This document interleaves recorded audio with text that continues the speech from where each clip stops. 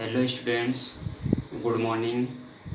आज हम एक अगला चैप्टर स्टार्ट करने जा रहे हैं, कार्बन एंड इट्स कंपाउंड। इस चैप्टर को पढ़ने से पहले पिछले अध्याय में हमने अनेक ऐसे यौगिकों का अध्ययन किया है जो हमारे लिए महत्वपूर्ण है। इस अध्याय में हम कुछ अन्य रोचक यौगिकों एवं उनके गुणधर्म के बारे में पढ़ेंगे। यहाँ हम एक तत्व के रूप में कार्बन का भी अध्ययन करेंगे। तो इस चैप्टर के नाम से स्पष्ट है कि कार्बन एंड इट्स कंपाउंड। तो सबसे पहले हम यहाँ पर कार्बन से रिलेटेड कुछ जानकारी देखेंगे।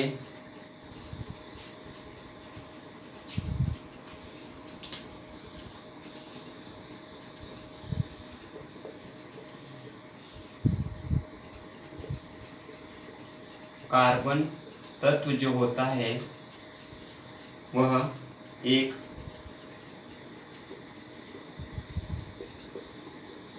अधातु होता है। इसी तरह से इसका प्रतीक जो होता है यानी सिंबल होता है सी। फिर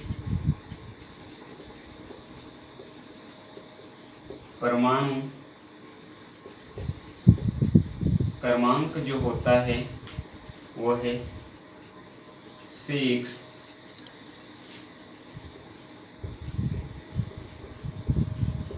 परमाणु द्रव्यमान 12 होता है। तो इसमें 6 इलेक्ट्रॉन होते हैं, 6 प्रोटॉन होते हैं और 6 न्यूट्रॉन होते हैं। तो प्रोटॉन और न्यूट्रॉन मिलकर उसका परमाणु द्रव्यमान बनता है। इसका इलेक्ट्रॉनिक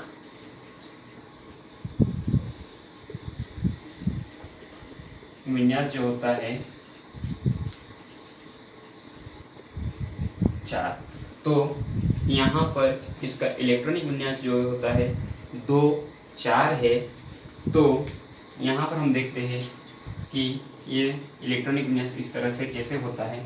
तो सबसे पहले हम देखते हैं कि इसमें 6 प्रोटॉन और 6 न्यूट्रॉन जो होते हैं, ये इसका नाभिक है।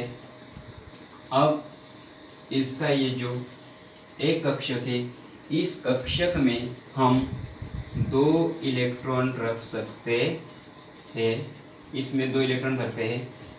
इसके बाद हमारे पास और जो अगला कक्षक होता है, इस कक्षक में हम 8 इलेक्ट्रॉन रख सकते हैं, लेकिन हमारे पास अभी 4 ही इलेक्ट्रॉन हैं। तो यहाँ पर हम 4 इलेक्ट्रॉन फिल करेंगे। तो इस तरह से ये जो हुए टोटल 6 इलेक्ट्रॉन कंप्लीट हो गए। आगे देखते हैं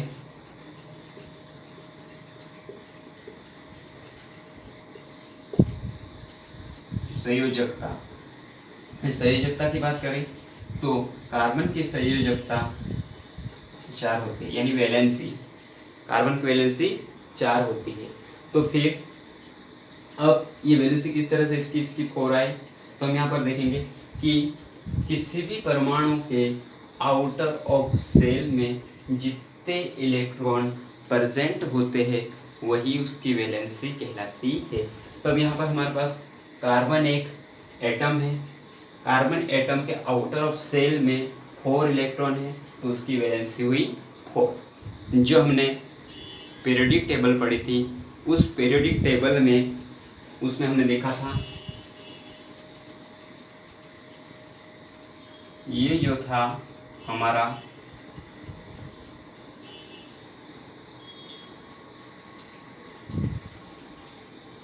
एस ब्लॉक, और यहाँ पे था हमारा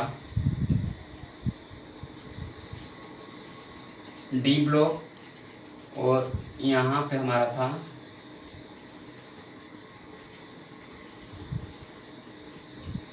पी ब्लॉक।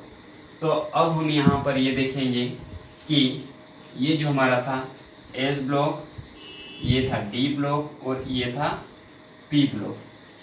तो बच्चों अब हम यहाँ पर ये देखेंगे कि जो हमारा कार्बन था वह पीरियोडिक टेबल के किस ग्रुप में और किस पीरियड्स में होता है। इसका जवाब आप लोगों को कमेंट बॉक्स में कमेंट करके देना है कि कौन से आवर्त और कौन से समूह में होता है कौन कार्बन। अब हम देखते हैं कि प्रॉपर्टी एवं वातावरण में उपस्थित कार्बन की मात्रा। प्रॉपर्टी एवं वातावरण में उपस्थित कार्बन की मात्रा। तो हमारे पास जो प्रॉपर्टी और वातावरण है उसमें कार्बन की उपस्थित मात्रा कितनी होती है। तो हम यहाँ पर देखते हैं कि जो हमारे पास प्रॉपर्टी में जो हमारे पास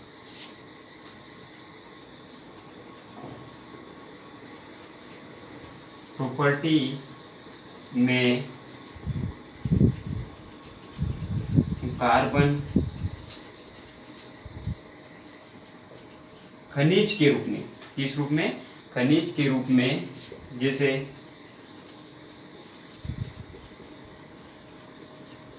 कार्बोनेट,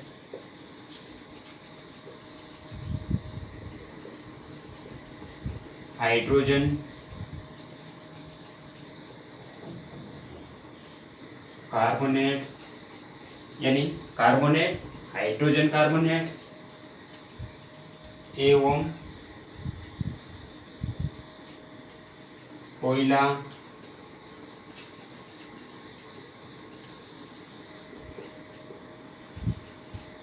पेट्रोलियम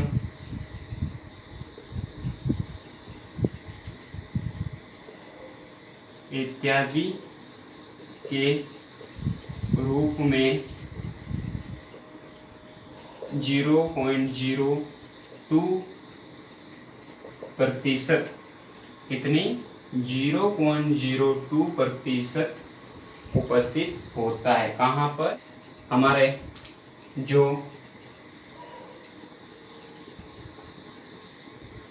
वातावरण में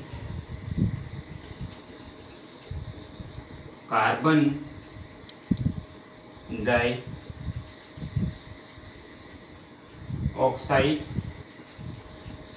के रूप में ये जो हमारे पास होता है 0.03%, यानी 0.03% उपस्थित होता।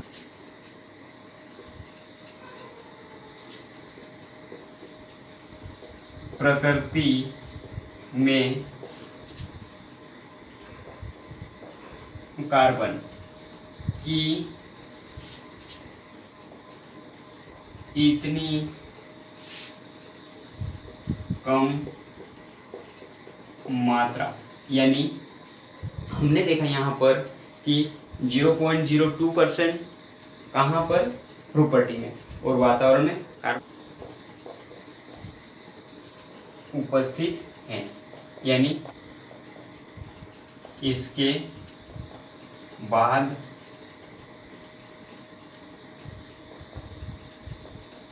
भी कार्बन के यौगिकों की संख्या यानी हमारे वातावरण में इतनी कम मात्रा में उपस्थित है कार्बन के यौगिकों की संख्या, फिर भी यौगिकों की संख्या बहुत अधिक है। इसका कहने का मतलब यह है कि प्रॉपर्टी में 0.02% कार्बन खनिज के रूप में उपस्थित है और जो हमारा एटमॉस्फेयर है, एटमॉस्फेयर में 0.03% कार्बन डाइऑक्साइड के रूप में उपस्थित है। तो कहने का मतलब ये है कि हमारे पास इतनी कम मात्रा में उपस्थित होते हुए भी कार्बन के यौगिक बहुत अधिक मात्रा में पाए जाते हैं। इस पॉइंट का कहने का मतलब क्या है कि इतनी कम मात्रा में उपस्थित होने के बाद भी बहुत अधिक मात्रा में कार्बन के यौगिक पाए जाते। जैसे कौन कौन से हैं? उदाहरण के तौर पर हम देखें तो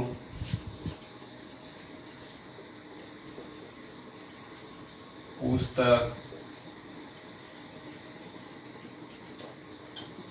कपड़े, भोजन, सभी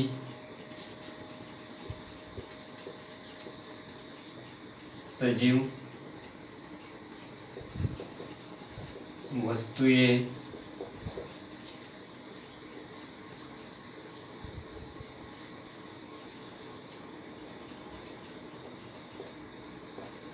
पेड़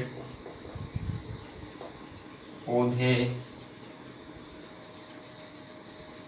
जीव जंतु,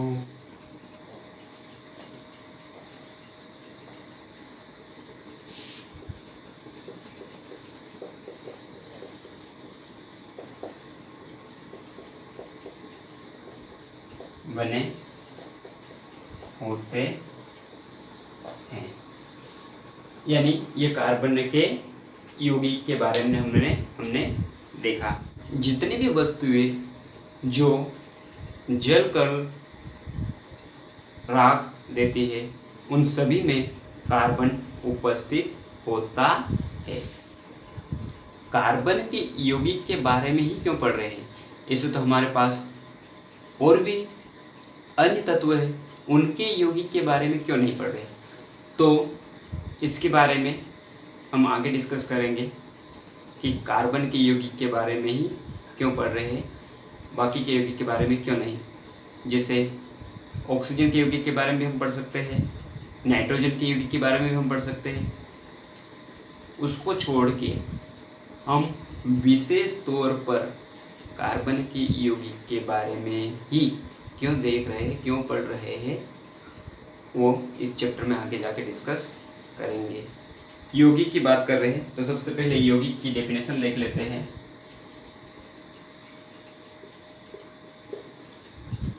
यौगिक क्या होता है? क्योंकि हम कार्बन की यौगिक बोल रहे तो यौगिक की परिभाषा भी हमें मालूम होना चाहिए। दो या दो से अधिक तत्व एक निश्चित अनुपात में मिलते हैं तो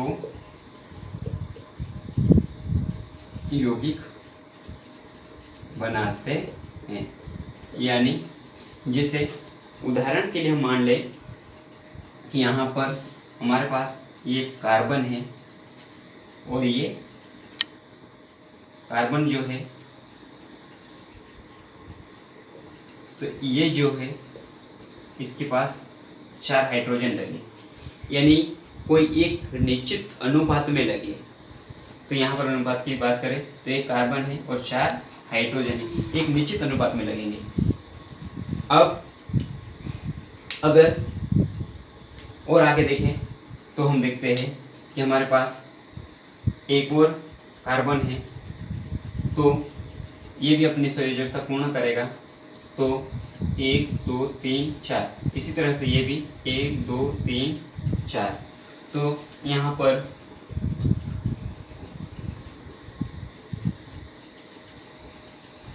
तो इसके अणुसूत्र की बात करें तो C कार्बन कितने हैं? 1। हाइड्रोजन कितने हैं? 1 2 3 4, यानी इसका अणुसूत्र CH4 हो गया। ये क्या है? मीथेन।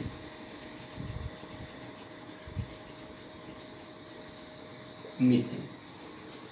अब यहाँ पर अब ये मीथेन क्यों लिखा, ये कैसे मीथेन लिखा, ये और आगे जाकर हम डिस्कस करेंगे। यहाँ पर कितने कार्बन है? 2।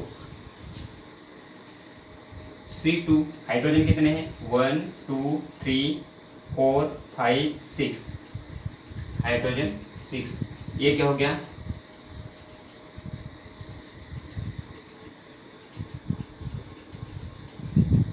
एथेन।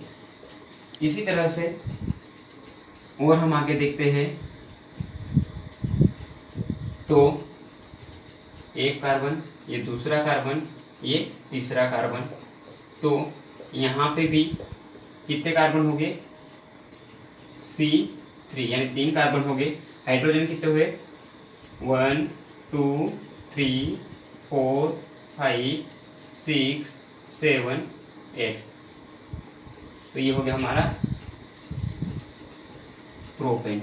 यानी जैसे जैसे नंबर ऑफ कार्बन बढ़ते गए वैसे वैसे हाइड्रोजन भी बढ़ते गए, यानी ये एक यौगिक बनाते हैं। इसी तरह से हम देख सकते हैं कि हमारा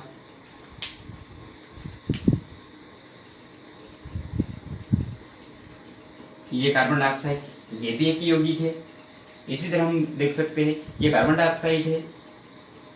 अगर यहाँ से हमने इसके अनुपात को चेंज कर दिया, CO लिख दिया, तो ये कार्बन मोनोऑक्साइड।